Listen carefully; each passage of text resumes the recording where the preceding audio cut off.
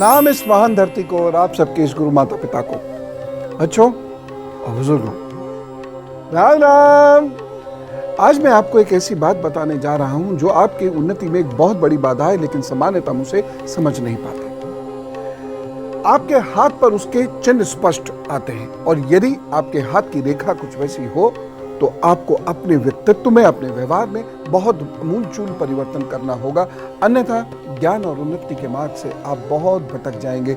आपकी समझ में भी नहीं आएगा कि क्यों हम पीछे रह जाते हैं, क्यों लोग हमसे बात नहीं करते हैं, क्यों हमारा प्रमोशन समय से नहीं होता है, हम वह प्रतिष्ठा क्यों नहीं प्राप्त कर पाते, हमें वह नॉलेज क्यों नहीं हो पाती, हम क्यों उतना नहीं पढ़ पाते। इस बात को सुनना और देखना भी बहुत ध्यान से। कभी कभी ऐसा होता है कि हमारा भाग्य हमें कोई परेशानी नहीं पहुंचा रहा, हमारा जीवन भी ठीक ठाक है, स्वास्थ्य आदि भी कोई बहुत बड़ी परेशानी नहीं है, सब कुछ ठीक है, हमारे पास ज्ञान बुद्धि सब कुछ है, लेकिन फिर भी हमारा जीवन संघर्ष में होता है। हमारे लोग हमारे अपने नहीं होते, हमें अपने लोगों से विचार का भेद सहना पड़ता है। और जो सबसे महत्वपूर्ण बात है वो ये है कि हमारे जीवन में सफलता हमारे कर्म से नहीं आती है, किसी की दया दृष्टि या सहयोग से आती है। हम अपने दम पर दूसरों के लिए छतरी नहीं बन पाते, बल्कि दूसरों की छतरी के नीचे खड़े होते हैं। ऐसा क्यों होता है? सफल हम होते जा रहे हैं, हम बाहर से सब ठीक दिख रहा है, लेकिन अंदर से हम कहीं टूटते जा रहे हैं। और उसका एक बहुत बड़ा कारण है हमारी ये हृदय रेखा, ये हमारी मस्तिष्क रेखा। इसके बीच का गैप जितना छोटा होता चला जाएगा वह संकट पैदा करेगा, क्योंकि ऐसा व्यक्ति हमेशा दूसरे पर शक करता है, वहमी रहता है, वह अपने दायरे से बाहर जाकर किसी के लिए कुछ सोच ही नहीं पाता, और इस वजह से ना तो वह बड़े रिस्क लेके कोई कार्य कर पाता और ना ही वह दूसरों का सपोर्ट प्राप्त कर पाता।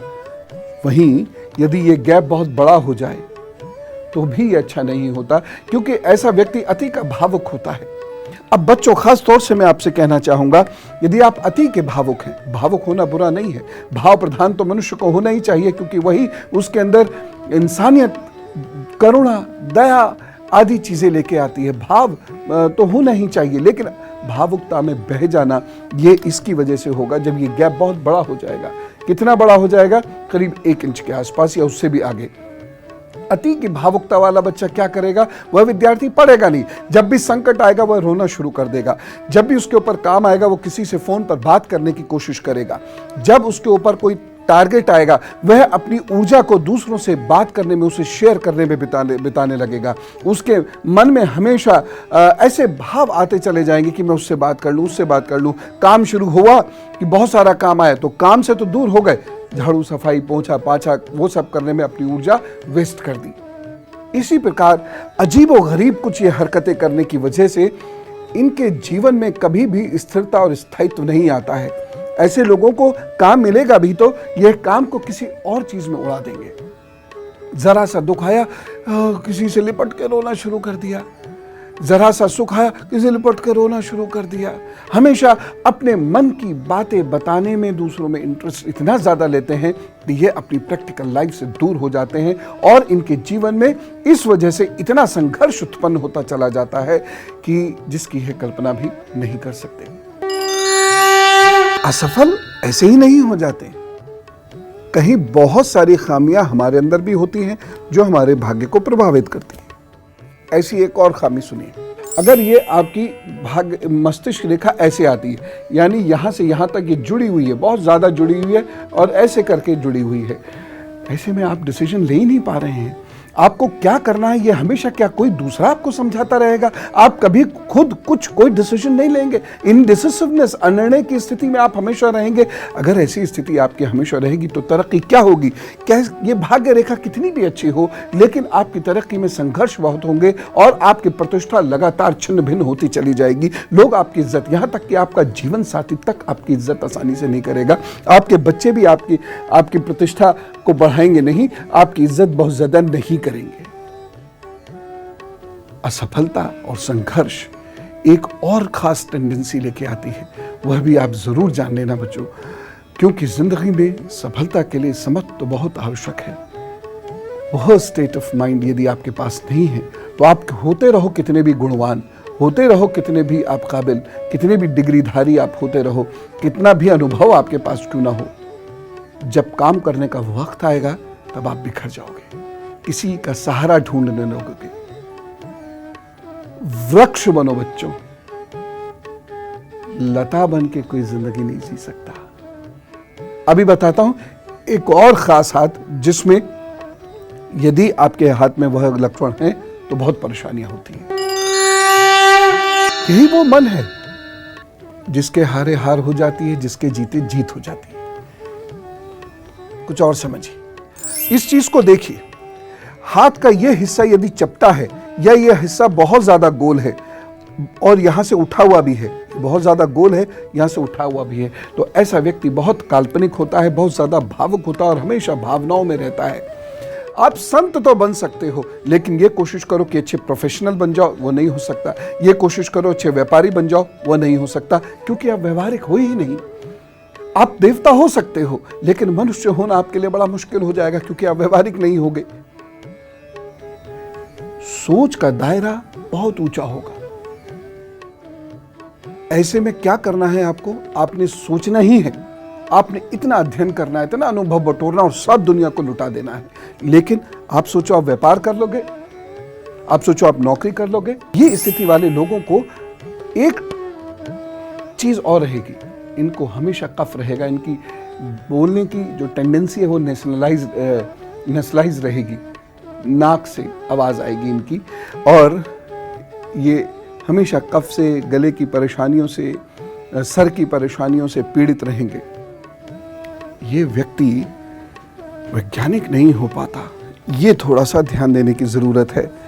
इसे इसीलिए जीवन में बहुत कठोर साधना करनी पड़ती है कुछ विशेष बनने के लिए, अन्यथा ये कुछ विशेष बनने से रह जाते हैं, चाहे भाग्य कितना भी प्रबल क्यों ना हो।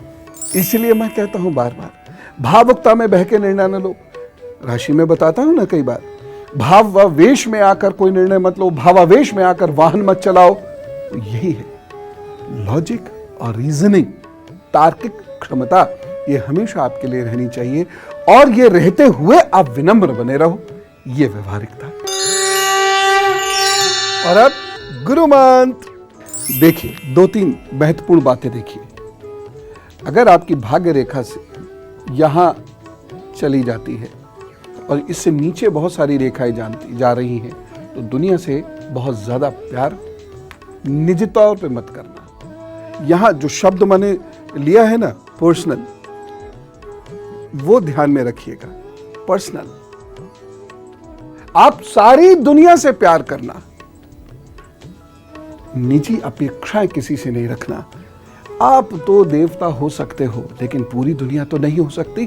बस ठगे जाते रहोगे, सारी जिंदगी ठगे जाते रहोगे। हाथ पर ये इस तरीके से है, ये आपकी हृदय रेखा यहां तक आ रही है और ये नीचे है। प्यार ना मिलेगा सारी जिंदगी किसी से। अपेक्षाएं करते रहना और अपेक्षाएं टूटती रहेगी और आप मुसीबत में उलझते रहना। और आप पूछो कि मुसीबत से कैसे बचेंगे, क्या पहनना है इसमें, कुछ नहीं पहनना है। क्या जड़ी डालनी है, कुछ नहीं डालनी है। क्या उपाय करना है, सिर्फ एक करना है। समस्त मनुष्य जाति से, वनस्पति से, पशु पक्षियों से अथाह प्रेम करो, लेकिन निजी संबंध किसी से स्थापित नहीं करो। अगर यह सूत्र जीवन में आ गया तो अति की भावुकता से बचकर अपने भविष्य को सुधार लोगे, नहीं तो गए काम से। तो मॉरल ऑफ द स्टोरी क्या है आज के कार्यक्रम का निर्णय दोबारा? तो मॉरल ऑफ द स्टोरी क्या है, क्या समझे आज की बात से?